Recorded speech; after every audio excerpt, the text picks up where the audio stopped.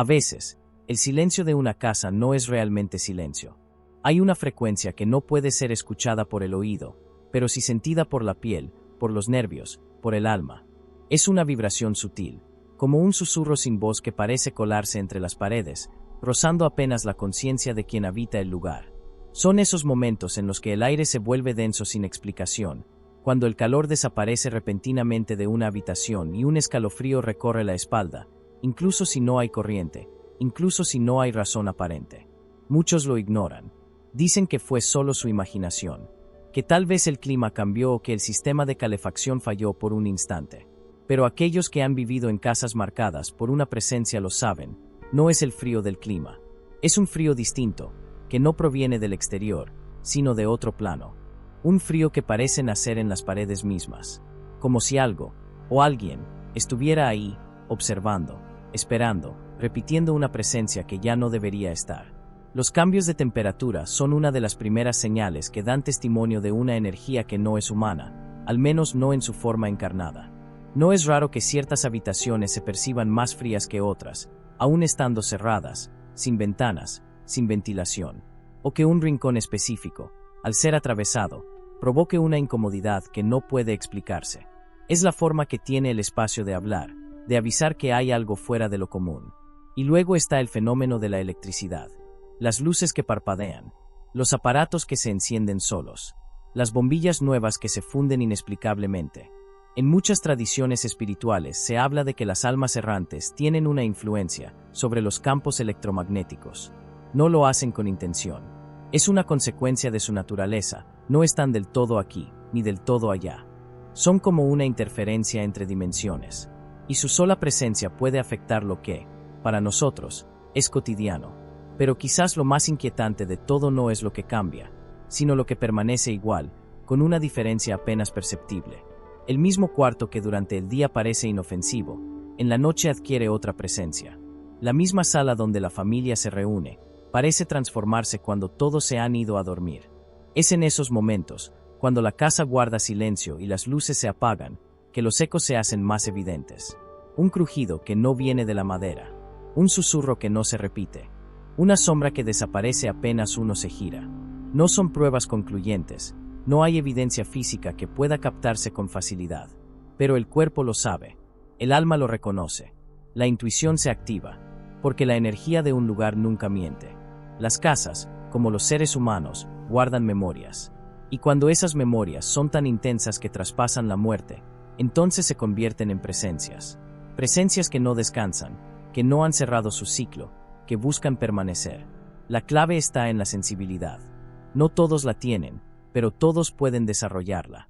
Escuchar el espacio, sentir el aire, observar lo que cambia sin razón, prestar atención a lo que no puede explicarse. Porque cuando un alma errante habita un lugar, no siempre se manifiesta con ruidos o visiones. A veces, su forma de gritar es precisamente ese silencio anómalo, ese cambio sutil de temperatura que te hace preguntarte, por un instante, si realmente estás solo en casa, o si alguien más, sin cuerpo ni voz, sigue allí, esperando ser visto.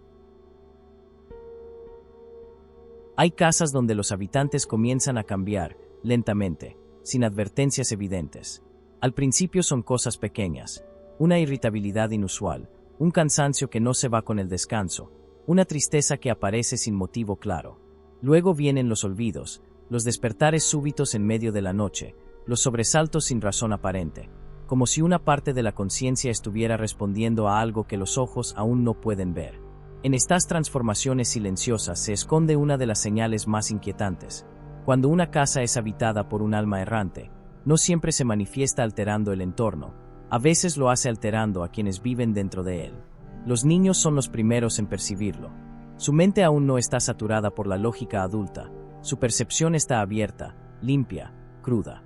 Muchos padres han relatado episodios en los que sus hijos comienzan a hablar solos, o a referirse a la señora del cuarto, el hombre del pasillo o el amigo invisible con detalles escalofriantes. Algunos dibujan figuras oscuras, otros se niegan a entrar a ciertas habitaciones, e incluso hay quienes despiertan cada noche a la misma hora, llorando, sin saber por qué. En ciertos casos, cuando se investiga el pasado del lugar, esas visiones coinciden con personas que alguna vez vivieron o murieron allí. Los animales también son espejos. Un perro que nunca había mostrado agresividad comienza a ladrar hacia una esquina vacía, eriza el lomo, tiembla, se oculta sin explicación. Un gato que evita cruzar por un pasillo, aunque antes lo recorría a diario. No es superstición. La ciencia misma ha reconocido que los animales tienen sentidos más desarrollados para detectar vibraciones, movimientos y frecuencias imperceptibles para el ser humano. Cuando una presencia extraña se instala en una casa, los más sensibles lo saben, aunque no puedan explicarlo con palabras. Pero no todo se queda en los niños o en los animales. Los adultos también empiezan a ser afectados, aunque la mente intente racionalizarlo todo. Comienzan las discusiones sin sentido, los accidentes domésticos que antes no ocurrían, la sensación persistente de estar vigilado. Algunos desarrollan un insomnio crónico, como si algo no los dejara descansar. Otros caen en estados de tristeza profunda, incluso depresión, sin una causa directa. Hay quienes aseguran sentir que pierden el control de sí mismos dentro de ciertas habitaciones, como si algo los empujara emocionalmente hacia estados oscuros. Una de las historias más impactantes ocurrió en el sur de México. Una familia se mudó a una antigua casa colonial sin saber que allí, muchos años atrás, un hombre se había quitado la vida en el estudio. Con el tiempo, el padre de familia, sin tener antecedentes emocionales graves, comenzó a mostrar cambios abruptos, pérdida de apetito, miradas fijas al vacío, susurros nocturnos. Finalmente, confesó a su esposa que sentía que alguien más habitaba con él, que lo seguía, que lo influenciaba, que lo empujaba hacia pensamientos oscuros que no eran suyos. Cuando se realizó una limpieza espiritual profunda, con un guía experimentado, varios objetos ocultos fueron hallados tras una pared falsa, y con ellos, la energía empezó a cambiar. En muchas tradiciones ancestrales, desde los chamanes andinos hasta los monjes tibetanos, se reconoce que las almas errantes no siempre son agresivas. A veces son simplemente almas perdidas, atrapadas en una repetición de sufrimiento, incapaces de avanzar. Pero su dolor, su desorientación, su energía, afecta. Porque una casa no solo es un techo. Es un campo energético donde las emociones quedan impregnadas, donde las memorias se convierten en ecos. Ignorar los cambios en el comportamiento de los habitantes de un hogar puede ser peligroso. No porque se trate de una amenaza directa, sino porque puede convertirse en una fuente de desgaste continuo. Vivir con una presencia invisible es como tener una herida abierta que no se ve, pero que sigue sangrando por dentro. Y si no se atiende, si no se reconoce, si no se ofrece luz a lo que está atrapado en la sombra, esa presencia se fortalece en el silencio. Por eso, cuando algo cambia en ti o en los tuyos, cuando las emociones parecen ajenas, cuando los estados anímicos se tornan densos sin razón, vale la pena preguntarse, ¿de verdad todo está bien en esta casa? ¿O hay alguien más que sigue viviendo aquí, aunque ya no tenga cuerpo para hacerlo? Hay un territorio donde las almas errantes se hacen más presentes, donde sus mensajes atraviesan las barreras del tiempo y de la lógica, el mundo de los sueños. Cuando el cuerpo duerme, la mente racional cede, y el alma humana se vuelve más receptiva, más vulnerable, más conectada con aquello que escapa a lo físico. Es en ese instante, en ese umbral entre la vigilia y el misterio, donde muchos aseguran haber recibido señales, advertencias, presencias que no pertenecen a este mundo, pero que buscan ser vistas, sentidas, reconocidas. Al principio, todo parece parte de la imaginación. Un rostro desconocido que aparece una y otra vez en los sueños. Una figura que se queda de pie al fondo de una habitación onírica, sin hablar, pero mirando. Hay quienes sueñan con la misma voz que les dice algo críptico, una frase incompleta, un nombre. Otros despiertan con la sensación de haber conversado largamente con alguien, pero no pueden recordar quién era, solo recuerdan la emoción, tristeza, soledad, desesperación. Como si hubieran compartido espacio con alguien que implora, no con palabras, sino con presencia. En muchas culturas antiguas, los sueños eran considerados una puerta sagrada. Los egipcios, por ejemplo, creían que el alma podía salir del cuerpo durante el sueño y visitar otras dimensiones. Los pueblos indígenas de América hablaban del caminar del espíritu mientras dormimos. Y en el mundo esotérico, se ha sostenido que el sueño es el canal más directo para la comunicación con entidades no físicas. Las almas errantes, al estar suspendidas entre planos, utilizan este canal para hacerse notar, especialmente cuando no han podido manifestarse en el mundo material sin provocar temor o rechazo. Una de las historias más inquietantes fue relatada por una joven en el norte de Argentina. Cada noche, durante semanas, soñaba con una niña de cabello largo que jugaba en una habitación vacía. Siempre la misma habitación, siempre el mismo juego. Pero con el paso del tiempo, el rostro de la niña se fue desfigurando. Empezó a llorar, luego a gritar, luego a señalar una puerta cerrada. Finalmente, la joven decidió hablarlo con su madre. Descubrieron que, antes de que ellas vivieran allí, una familia había perdido a su hija de apenas 8 años, en ese mismo cuarto. Nunca la encontraron. Solo quedó la historia, enterrada entre rumores. Pero la niña seguía allí, en los sueños, buscando ser recordada, tal vez liberada.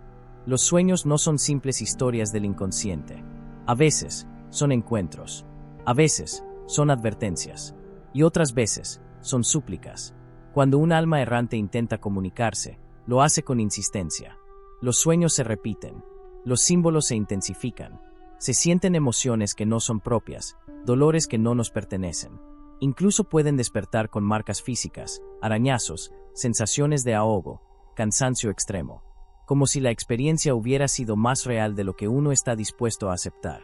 Hay quienes, tras una serie de sueños insistentes, han encontrado objetos perdidos, nombres olvidados, documentos escondidos. Porque las almas errantes no siempre buscan asustar.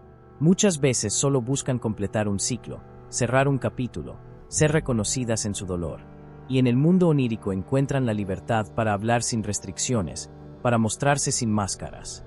Por eso, ignorar los sueños repetitivos, los rostros desconocidos que vuelven una y otra vez, las emociones intensas que se filtran mientras dormimos, es como cerrar la puerta a una parte de la realidad que sigue tocando. Una realidad que no siempre tiene cuerpo, pero sí intención. Una realidad que, aunque no se vea, busca algo, ser escuchada. Y si esa voz viene de una casa que habitas, si esos sueños solo comenzaron al mudarte, si esa figura no se va aunque cambies de habitación, quizá no estés soñando con alguien. Quizá alguien esté soñando contigo, desde un lugar al que todavía no ha podido escapar. Cada casa tiene una historia. Algunas son visibles, están escritas en las paredes, en los cimientos, en los documentos de propiedad. Otras están ocultas. Son fragmentos que no aparecen en los registros oficiales, que no se mencionan en los contratos, pero que persisten, como susurros atrapados entre las grietas del tiempo. Hay hogares que fueron escenarios de vidas comunes, de alegrías, de rutinas silenciosas, y hay otros donde algo quedó inconcluso. Algo no fue dicho, no fue llorado, no fue perdonado. Esas casas guardan memorias densas, y a veces, lo que guardan es más que un recuerdo, es una presencia. En pueblos antiguos, especialmente en las culturas más conectadas con lo espiritual, existía la costumbre de bendecir una casa antes de habitarla. No por superstición, sino por respeto. Se entendía que los espacios, como los cuerpos, tienen una energía.